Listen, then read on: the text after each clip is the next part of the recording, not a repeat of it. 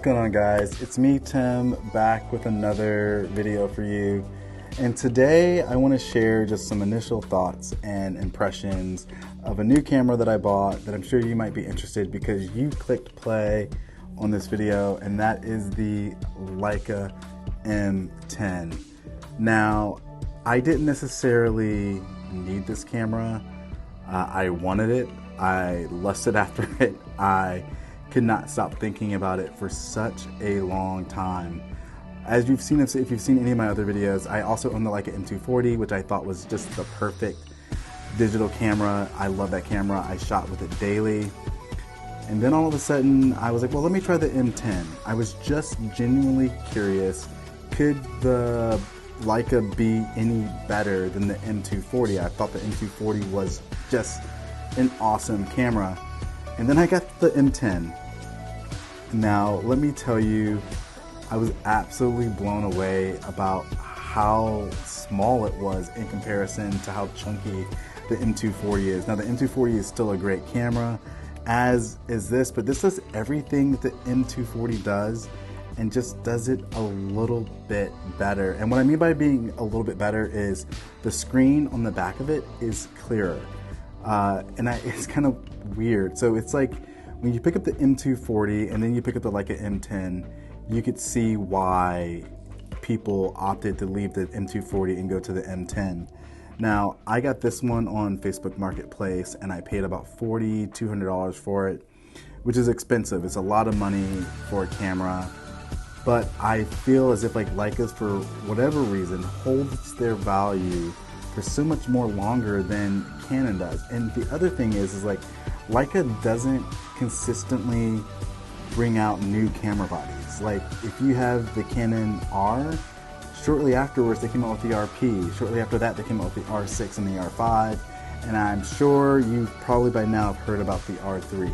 Now the Leica M240 and the Leica M10 are very close to each other. The color science in the M10 is ever so slightly different, and it also adds a wireless function, so you connect this camera to your smartphone and automatically send your raw DNG files directly to your phone to edit in VSCO or whatever camera editing program that you prefer.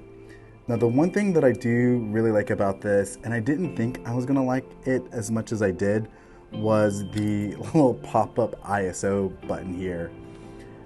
On the M240, there was a button that you had to press to go through and manually adjust the ISO, but this one you just kind of pop it up, twist it, and turn it, and then you put it back down and you're ready to go. I'm not a big fan of auto ISO because every now and then it kind of tries to measure a scene differently than how I want to shoot it.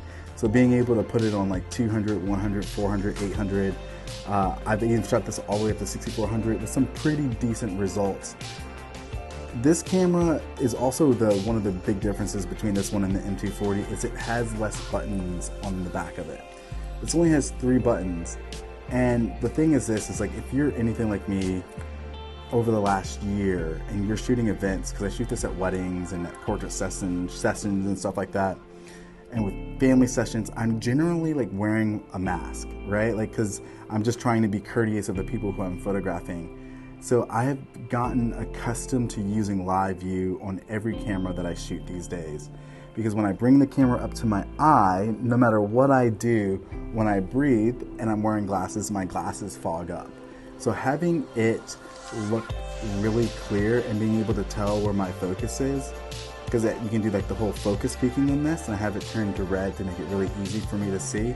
I don't necessarily have to hold the camera up to my eye, and I know some Leica enthusiasts will probably balk at that. When you're shooting a rangefinder, it's that natural look that you get when you are kind of just like focusing your camera using the Viewfinder patch, and it's super bright and gorgeous, and I wish I could use it more. But just in today's society and with COVID floating around, I prefer to be able to just use the live view since I'm generally wearing a mask. And the fact that it's so sharp on the back of this camera compared to the M240, it's like kind of going from the 5D Classic which is a really bad viewfinder. The M240 viewfinder is a little bit better than that, but on the M10, it's like shooting with a, I don't know, a Sony A7S2. It's really, or 7S3. It's a really nice, colorful, easy to kind of see what's in focus and what's not in focus. And the great part about it is like you can even punch in to make sure that what you're focusing when you're using live view is in focus. So there's a lot of things about this camera that initially I wasn't sure that I was going to like, but have absolutely fallen in love with. Now, would I recommend this camera to the average shooter? I would, actually. If you're a Leica fan and you're watching this video, I would 100% recommend this. Now, you can get into an M240 for I believe about $2,700 to $3,400. And you can get into an M10 for anywhere between $4,000 to $5,000 still. But if you are looking for the best experience today, that isn't the M10R or the M10P, which are like $3,000 to $4,000 more expensive than this model, then this is probably the best bet that you're going to get for it. The experience of modern day sophistication when it comes towards digital cameras and that classic rangefinder look and feel. And I will tell you this, it's an absolute joy to shoot. I typically don't like to do a full review on a camera until I've shot at least 2,000 images on it, minimum probably about 1,000. I've shot well over that, but I really need to kind of dig in those files and just kind of look at what they look like and to go a little bit deeper. But this is just kind of my initial review. It's sleek, it's an awesome camera, it's a bright viewfinder, super colorful rear LCD screen.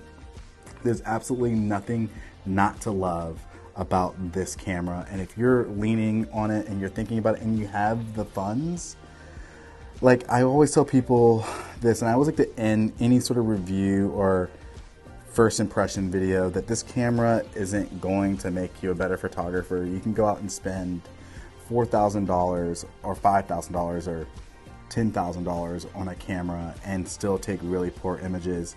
But I just want to encourage you to continue to work on your craft, to continue to get better, and to continue to take more photographs, because that's really the only way that you're going to get better as a creative. But if you're in the market for an M10 and you're thinking about it, this is just my first impressions, I highly would recommend getting it. You can even rent it at like a place like Lens Rental, or you might be able to rent it at like Borrow Lenses, but maybe you should borrow it or rent it first to kind of give it a go before you full on commit to $4,000 or $5,000 for this camera. That's really it, just my initial reviews. I'm gonna show you a couple of images, maybe 10 to 15 images that I've shot with this. It's an absolute joy, and yeah, I just appreciate you guys watching this, and I will see you in the next video, probably when I do the full review on this one. Thanks so much for watching, guys. Hope you're having a great day, and please make sure to subscribe to the channel. It means a lot to me, and I'll continue to create these awesome videos for you guys. Hope you're having a great day. Take care. Peace.